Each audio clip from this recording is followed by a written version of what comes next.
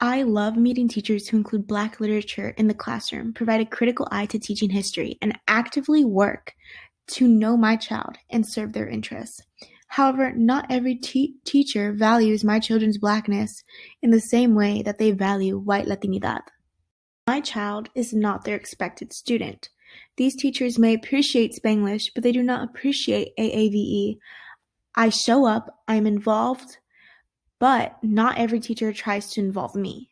Thank you for speaking so openly on your experiences as a parent. I'm so appreciative of your insight on the shortcomings and opportunities for growth within these programs. We'll continue to investigate this topic in an interview with Mrs. Mackenzie Thomas, a third-grade teacher in the dual language program here at Palm Elementary. Mrs. Thomas, we have been looking forward to speaking with you on your classroom practices.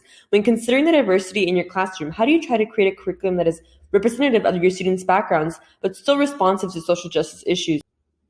Some years, it feels like I'm actually teaching, while other years I try to teach, but I am also acting as a social worker, sometimes parenting the kids in some cases. The parents don't make sure their kids are eating and acting right, and it can take away from the learning process in my classroom.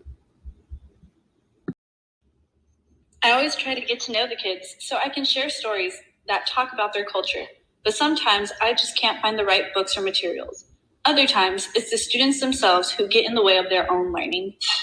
I'm sorry to hear that. You can't seem to find the right materials. Are you aware that the public library carries an children's books and another for bilingual literature? I was also wondering, in what ways do students, as you phrase it, get in the way of their own learning, and how do you deal with what you perceive to be student behavioral problems? Well then, I might just check out the library. Side conversations, mumbling, getting off topic, things that you would typically see in a mainstream class. You have to be strict on the students who don't have supportive parents.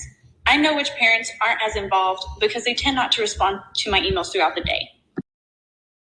I know some real good, strong parents who have left our program and we have not had the same involvement since then.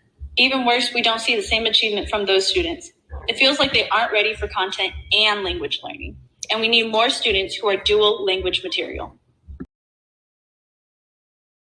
Have you considered whether the side conversations and getting off topic are ways your students are trying to express their interests in a way that you might be able to redirect into content and learning, or possibly an opportunity to have an open dialogue and challenge them linguistically?